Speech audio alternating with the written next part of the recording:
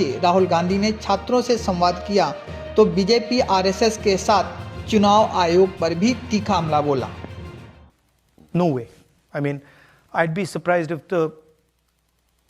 they had a financial, huge financial advantage. They had locked our bank accounts for one, but huge war chest.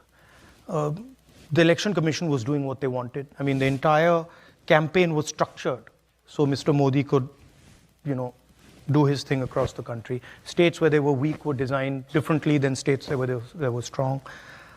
So I don't view it as a free election at all. I view it as a rather controlled election.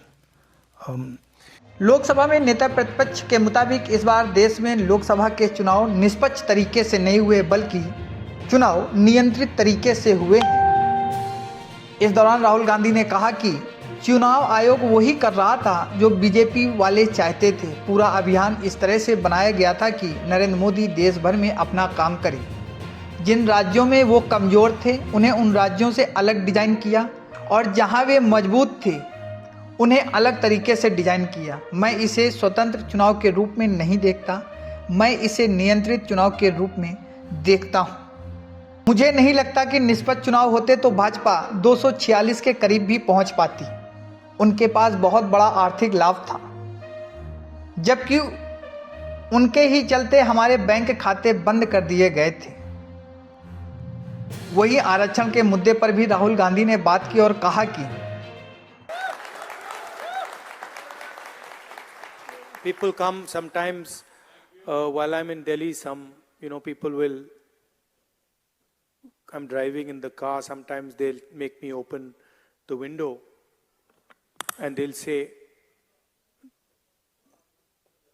डर निकल गया, डर नहीं लगता अब डर नहीं लगता, डर गायब हो गया।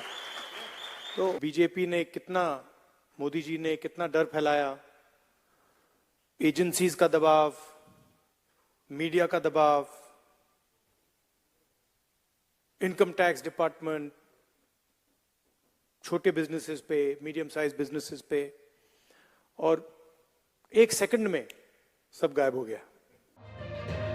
इतना ही नहीं, यात्रा के पहले दिन वर्जीनिया के इंडियन ओवरसीज बैंक के कार्यक्रम में राहुल गांधी ने कहा कि भारत में लोकसभा चुनाव के बाद अब लोगों को डर नहीं लगता क्योंकि उनका डर निकल गया है। इतना ही नहीं, उन्होंने कहा कि भारत में अब प्रधानमंत्री मोदी का 56 इंच का सीना और भगवान से सीधा संपर्क खत्म हो गया है और यह अब सब एक इतिहास बनकर रह गया है। And I can tell you that the idea of Mr. Modi,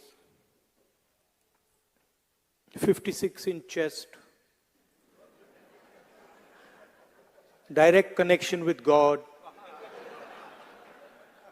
that's all gone. It's history now.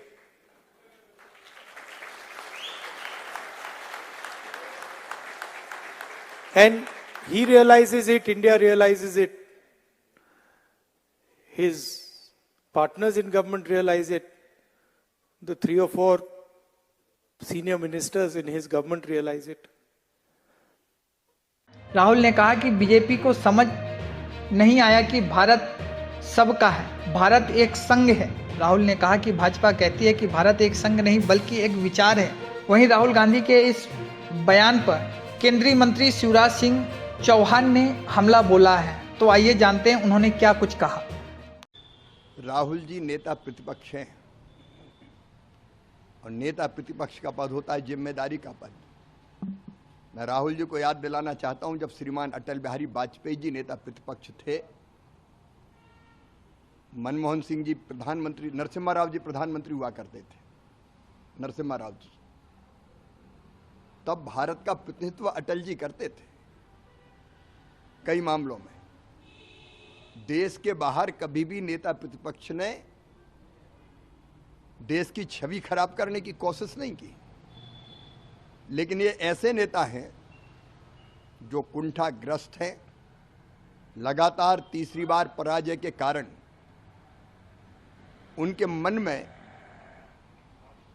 अंध बीजेपी संघ और मोदी विरोध बैठ गया है और वो विरोध करते करते देश के ही विरोध करने लगे। देश के बाहर कांग्रेस और बीजेपी नहीं होती, देश के अंदर हम मुद्दों पे लड़ सकते हैं, लेकिन देश के बाहर केवल भारत होता है। हम 100 और 5 अलग नहीं होते, 105 होते हैं। लेकिन लगातार राहुल गांधी जी देश की छवि खराब करने की कोशिश कर रहे हैं, और देश की छवि खराब करने की कोशिश देशद्रोह जैसी सीमा में ही आता है। मैं भी गया था अमेरिका, मुझे उस समय मनमोहन जी प्रधानमंत्री थे, मुझे पूछा गया था, अमेरिका में पूछा गया था, क्या भारत के प्रधानमंत्री अंडर अचीवर है? मैंने कहा नहीं, वो भारत के प्रधानमंत्री है, कांग्रेस के नेता नहीं है, और हमारा प्रधानमंत्री अंडर अचीवर नहीं हो सकता। एक भावना आखिर राष्ट्र प्रेम की होती है। और संविधान पर हमले किसने किए? इमरजेंसी कौन ने लगाई? संविधान को तार तार करने का पाप किसने किया? राहुल गांधी जी भारत जोड़ो यात्रा तो करते हैं, लेकिन ना तो भारत से जुड़ पाए, ना भारत की जनता से जुड़ पाए, यहाँ की संस्कृति, जीवन मूल्य और परंपराओं से जुड़ पाए। दुर्भाग्यपूर्ण है राहुल गांधी जी का ये व्यवहार। सर, आपने कहा देशद्रोह की श्रेणी में आता है, तो मतलब इसकी छवि खराब करना, लगातार आलोचना करना, ये क्या है भारत के बाहर?